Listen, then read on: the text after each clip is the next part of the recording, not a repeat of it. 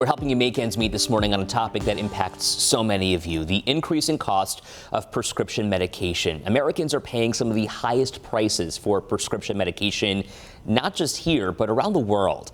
But just across the border in Canada, many drugs are much cheaper.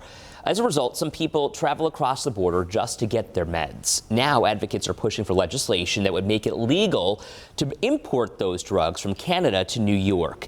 7 News anchor Leah Lando spoke with those pushing for the prescription drug importation bill, as well as a dual citizen who gets her diabetes medication from Canada. You're a dual citizen. What do you think of the cost here versus in the U.S.?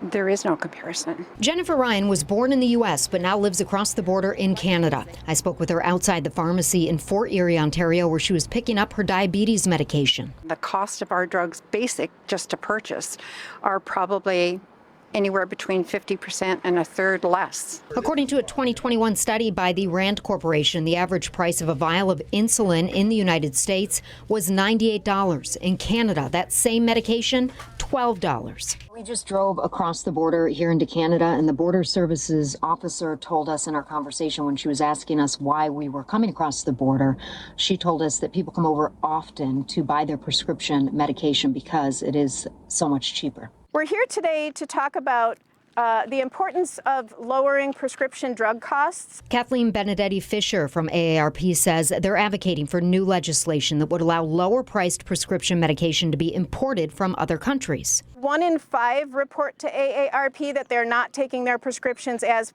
prescribed because they can't afford to. She says between 2021 and 2022, costs skyrocketed. And in 2022, some prescription drug prices went up by $20,000. We're also supporting importing the prices as well as the drugs. So we really need some action on this. Joe Stelling with AARP says the legislation would allow the state to create a wholesale drug importation program. The federal government has cleared the way for states to create their own importation programs, and actually Florida's was approved in January. A lot of people already come here for their prescription. Absolutely. If more do, what will that do to you over here? Well, it cuts our supply. Jennifer says she wants Americans to get the medication they need, but would rather see the United States lower the cost of its drugs. It's pathetic. This country cares about their citizens. We love our people. The U.S., it's all about the almighty dollar. Leah Lando, 7 News.